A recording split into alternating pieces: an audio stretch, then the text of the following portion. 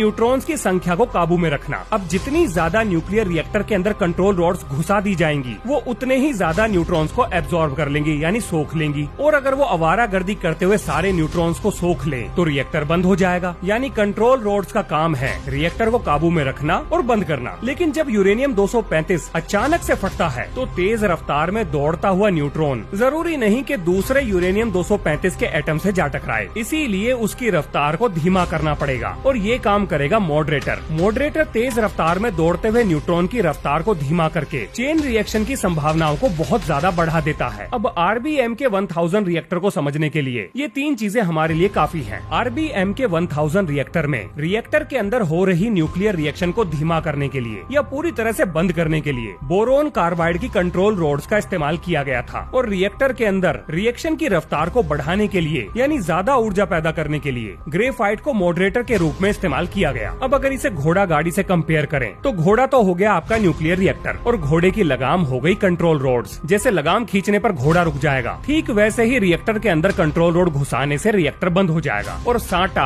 हमारे यहाँ सांटा ही कहते हैं, मतलब पिटाई का वो साधन जिसे लगते ही घोड़ा बहुत तेजी से दौड़ेगा, रिएक्टर के मामले में वो था ग्रेफाइट यानी मॉडरेटर। अब न्यूक्लियर फ्यूल के साथ तो ज्यादा कुछ कर नहीं सकते, तो रिएक्टर को कंट्रोल करने के लिए बचते हैं दो ऑप्शन, एक लगाम और दूसरा पिटाई का साधन यानी कंट्रोल रॉड्स और मॉडरेटर। अब चलते हैं टेस्टिंग पर। अब उस रात रिएक्टर नंबर 4 की टेस्टिंग की जिम्मेदारी मिली थी एनाटोली डायाटोलोव को, जो कि चेर्नोबिल न्यूक्लियर पावर प्लांट के डेप्यूटी चीफ इंजीनियर थे। अब एनाटोली के अंडर दो और इंजीनियर काम कर रहे थे, जिसमें एक थे अकीमोव यानी उस रात के शिफ्ट सुपरवाइजर और दूसरे थे टॉपनुटोव, जिनके ऊपर रिएक्टर को कंट्रोल करने की जिम्मेदारी थी। अब अपने टेस्ट को शुरू करने से पहले इन्होंने यूक्रेन की राजधानी कीव की इलेक्ट्रिकल ग्रिड से टेस्ट शुरू करने की परमिशन मांगी। अब परमिशन मिलते ही रिएक्टर की पावर को 720 मेगावाट पर स्टेबल कर दिया गया और पहले से की गई प्लानिंग के हिसाब से रिएक्टर को 700 मेगावाट के आसपास ही टेस्ट करना था। लेकिन एनाटोली यानी कि चीफ इंजीनियर रिएक्टर की पावर को और कम करने के लिए कहते हैं, लेकिन शिफ्ट सुपरवाइजर अकीमोव टेस्ट प्रोटोकॉल दिखाते हुए ऐसा करने के लिए मना करते हैं। लेकिन एनाटोली अकीमोव को ये कहते हुए चुप करा देते हैं कि वो जानते हैं क्या कर रहे हैं। अब यहाँ पर रिएक्टर कंट्रोलर टॉपनुटोव से गलती होती है। हर न्यूक्लियर रिएक्टर में एक ऑटो पायलट सिस्टम होता है जो गड़बड़ी की स्थिति में रिएक्टर को कंट्रोल करता है। अब टॉपनुटोव ने रिएक्टर को ऑटो मोड पे तो डाल दिया, लेकिन कंप्यूटर में पावर लेवल को सेट नहीं किया, यानी ये नहीं बताया कि रिएक्टर को कितनी पावर मेंटेन करनी है। अब धीरे धीरे रिएक्टर की पावर गिरना शुरू करती है। 500, 400, 300,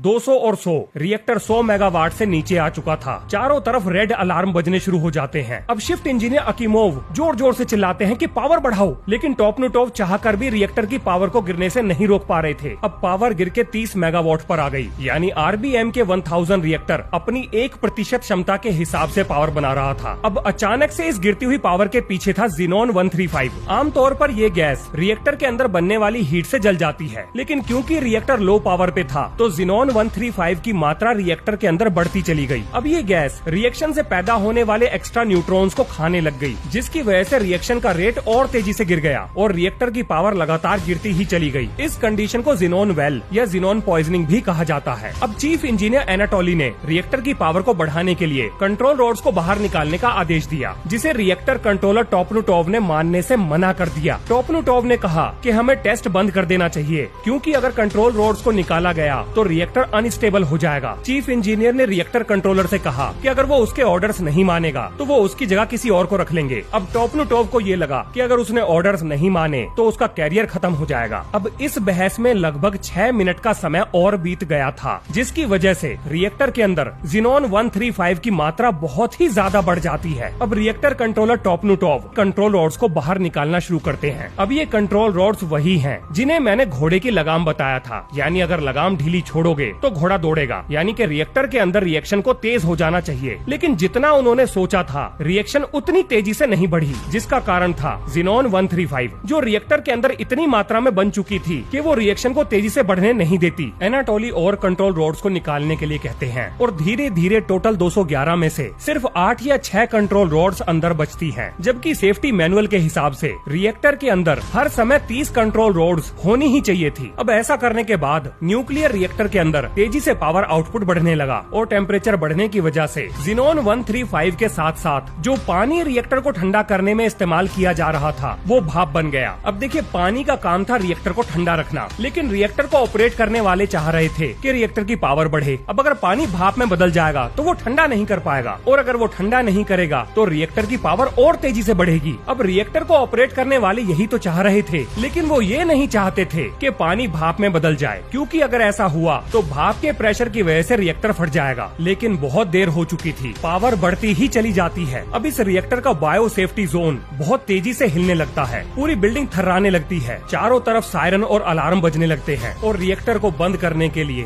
इमरजेंसी स्टॉप बटन दबाया जाता है। अब सुनने में आपको भी ऐसा लग रहा होगा कि चलो कोई तो सही फैसला लिया उन्होंने, लेकिन ऐसा नहीं था। दरअसल अब इस रिएक्टर के डिजाइन में जो कमी थी वो सारी चीजों का सत्यानाश करने वाली है। अब देखिए, इमरजेंसी स्टॉप बटन सारी की सारी कंट्रोल रोड्स को रिएक्टर के अंदर डालने का काम करता है, लेकिन इन कंट्रोल रोड्स की टिप यानी निचले सिरे पे ग्रेफाइट लगा हुआ था। और जैसा कि मैं आपको बता चुका हूँ, ग्रेफाइट मॉडरेटर की तरह काम करता है, यानी कि रिएक्शन के रेट को बढ़ा देता है। जैसे घोड़े तांगे का चाबुक, यानी जब घोड़े पर चाबुक पड़ता है तो वो तेजी से दौड़ता है, ठीक इसी तरीके से ग्रेफाइट भी रिएक्शन के रेट को बढ़ाता है। अब आप सोच रहे होंगे कि इन्होंने कंट्रोल रोड्स के नीचे ग्रेफाइट आखिर लगाया ही क्यों? अब यहाँ आता है खेल पैसे बचाने का। इस रिएक्टर को बनाते समय ये सोचा गया कि क्यों ना कंट्रोल रोड से दो काम एक साथ ले लिए जाएं। मतलब अगर इन्हें ज्यादा पुश कर दें तो ये रिएक्टर को बंद कर देंगी, लेकिन अगर थोड़ा पुश करें तो ये रिएक्शन के रेट को बढ़ा देंगी। और यही थी इस रिएक्टर के डिजाइन की सबसे बड़ी कमी। अब जैसे ही कंट्रोल रोड्स अंदर जाना शुरू करती हैं, ग्रेफाइट की वजह से रिएक्शन का रेट तेजी से बढ़ने लगता है, जो कि रिएक्टर के अंदर पहले से बन चुके प्रेशर को और बढ़ा देता है। अब इससे पहले कि कंट्रोल रोड्स और नीचे जा पाती और रिएक्शन कंट्रोल होती, रिएक्टर में बहुत बड़ा धमाका होता है, यानी गर्मी की वजह से रिएक्टर का कोर पिघल जाता है और 6 सेकंड बाद एक और धमाका होता है। इस रिएक्टर के ऊपर लगी कई सौ टन की जो लिड थी वो हवा में उड़ जाती है, कई लोग ऑन द स्पॉट मारे जाते हैं और बहुत ज्यादा मात्रा में रेडियो एक्टिव मटेरियल एटमॉस्फेयर में रिलीज हो जाता है। बिल्डिंग में लगी हुई आग को बुझाने के लिए फायर फाइटर्स की टीम पहुंचती है, लेकिन आग पर काबू नहीं पाया जाता। इसके बाद हेलीकॉप्टर्स की मदद से आग को बुझाने की कोशिश की जाती है, जिसमें एक हेलीकॉप्टर क्रैश होता है, 4 आदमी मारे जाते हैं और 10 दिन में जाकर आग पर काबू पाया जाता है। लेकिन वो लोग जो रात दिन मेहनत करके इस आग पर काबू पाने की कोशिश कर रहे थे, उन्हें क्या पता था कि वो रेडिएशन एक्सपोजर की वजह से बीमार पड़ने वाले हैं और कुछ ही दिनों के अंदर उन्हें थकान, उल्टी और चक्कर आने जैसी समस्याओं का सामना करना पड़ता है। लगभग 186 फायर फाइटर्स में से 6 फायर फाइटर्स तो 2 हफ्ते के अंदर ही मारे जाते हैं, लेकिन जो बच गए उन्हें 1-2 साल के अंदर ही कैंसर जैसी बीमारियां हो जाती हैं। लेकिन चेर्नोबिल में मुसीबतें रुकने का नाम ही नहीं ले रही थी। ब्लास्ट हुए रिएक्टर के नीचे रेडियो एक्टिव वाटर का एक टैंक था। अब अगर पिघले हुए रिएक्टर का रेडियो एक्टिव लावा उस पानी से जाकर मिल जाए तो वो पानी तुरंत स्टीम में बदल जाएगा, जिसकी वजह से इतना बड़ा धमाका होगा जो पूरे चेर्नोबिल प्लांट को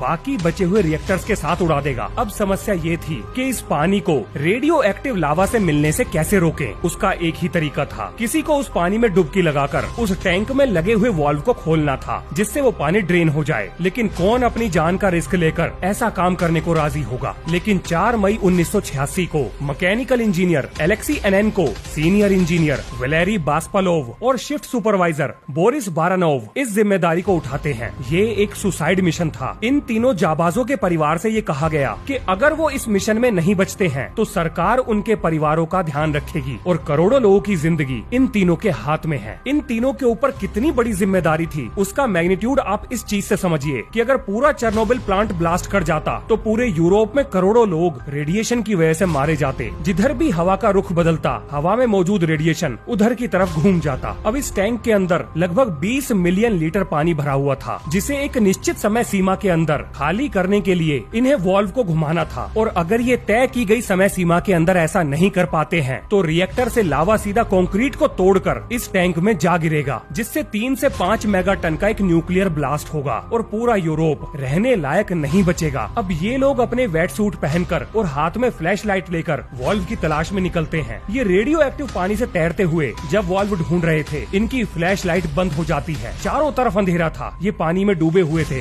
ये वाल्व को ढूंढने के लिए इधर उधर भटक रहे थे। फिर पता नहीं क्या चमत्कार हुआ, इन्हें वाल्व मिल जाता है और ये पानी को ड्रेन कर देते हैं। बाहर आने पर इनका हीरोज की तरह स्वागत होता है, लेकिन इन पर एक्यूट रेडिएशन सिंड्रोम का असर दिखने लगा था। अब इंटरनेट पर इन तीनों के बारे में 2 जानकारियां उपलब्ध हैं। अगर हिस्ट्री चैनल की बात मानी जाए तो कुछ समय बाद ही ये तीनों मारे जाते हैं और इन्हें लेड के ताबूत में दफना दिया जाता है। लेकिन विकिपीडिया ये कह रहा है कि ये तीनों बच गए थे, तो यहाँ थोड़ा सा कंफ्यूजन है। अब इसके बाद शुरू होता है अगला मिशन, यानी चेर्नोबिल में फैले रेडियो एक्टिव वेस्ट को साफ करना, ठिकाने लगाना और 19 मील के दायरे में मौजूद हर जानवर को मारना। रेडिएशन को फैलने से रोकने के लिए घरों में पाले जाने वाले जानवर और जंगल में मौजूद जानवरों को मारा जाने लगा। शुरुआत में पावर प्लांट के नजदीक ये साफ सफाई का काम रिमोट कंट्रोल रोबोट्स की मदद से किया जा रहा था, लेकिन रेडिएशन की वजह से रोबोट्स खराब होना शुरू हो जाते हैं। इसके बाद मजबूरी में 8 लाख सफाई कर्मचारियों को लगाकर वहाँ की साफ सफाई शुरू की जाती है, जिन्हें लिक्विडेटर्स कहा गया। लिक्विडेटर्स को सफाई के लिए मिलिट्री प्रोटेक्शन यूनिफॉर्म और रेस्पिरेटर्स दिए गए, लेकिन इसके बावजूद भी बहुत सारे लिक्विडेटर्स एक्यूट रेडिएशन सिंड्रोम की वजह से बीमार पड़ गए। अब चेर्नोबिल में जो हुआ था उसकी खबर को फैलने से रोकने के लिए सोवियत संघ की अथॉरिटीज ने रेडियो सिग्नल जैम कर दिए, लेकिन 6 मई को यूक्रेनियन हेल्थ मिनिस्टर ने लोकल रेडियो पर और टीवी पर कीव में रह रहे लोगों को रेडिएशन से बचने के लिए दरवाजे खिड़की बंद करके रहने के लिए कहा, जिसके बाद ये खबर पूरे सोवियत यूनियन में फैल गई। इसके बाद 28 अप्रैल को Swedish monitoring stations high level of radio activity report करते हैं और पता लगा कि ये हवाएं यूक्रेन के चेर्नोबिल की तरफ से आ रही हैं, और इसके बाद जांच के लिए सोवियत यूनियन पर दबाव बनाया जाता है। अब जैसे ही ये खबर बाहर निकलती है, सोवियत अथॉरिटीज चेर्नोबिल में हुए न्यूक्लियर डिजास्टर को कबूल कर लेती हैं। 2 मई 1986 को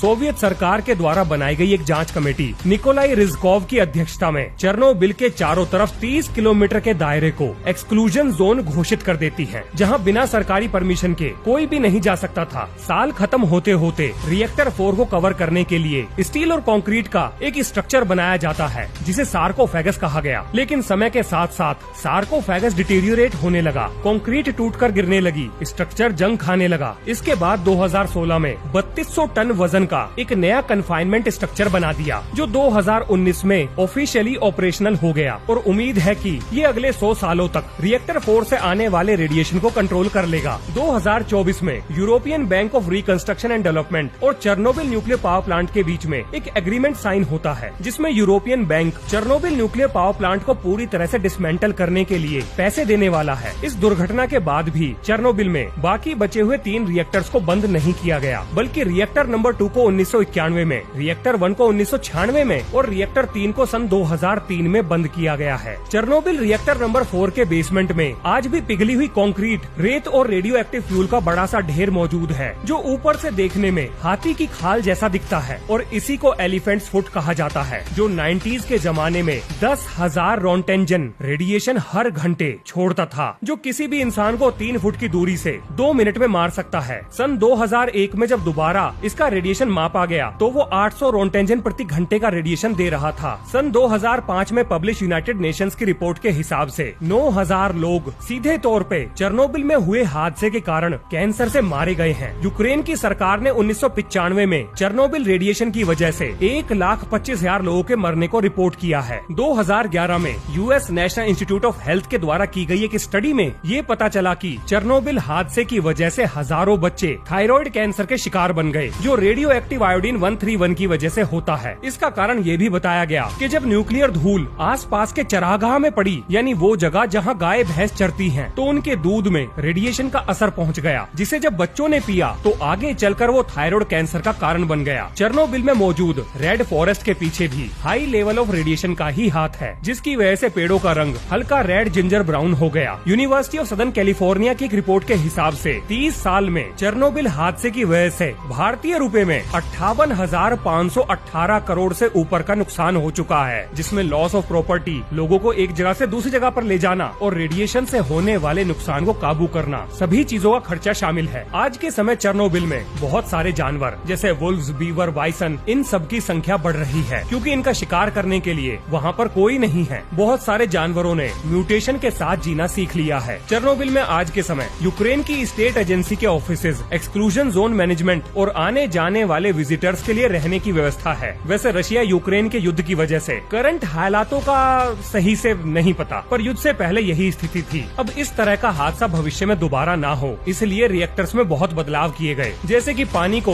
कूलेंट और मॉडरेटर दोनों के रूप में इस्तेमाल करना। देखो, मॉडरेटर का काम होता है रिएक्शन के रेट को बढ़ाना। अब अगर एक ऐसी परिस्थिति को मान लिया जाए कि पानी भाप बन के उड़ जाए, यानी कि रिएक्टर को ठंडा रखने के लिए पानी ही ना बचे, तो जाहिर सी बात है मॉडरेटर भी नहीं बचेगा। और क्योंकि मॉडरेटर रिएक्शन को बढ़ाता है, तो पानी के उड़ने के साथ साथ रिएक्शन का रेट अपने आप ही गिरता चला जाएगा, यानी यानी अगर रिएक्टर को ठंडा करने वाला नहीं रहा तो रिएक्टर के अंदर रिएक्शन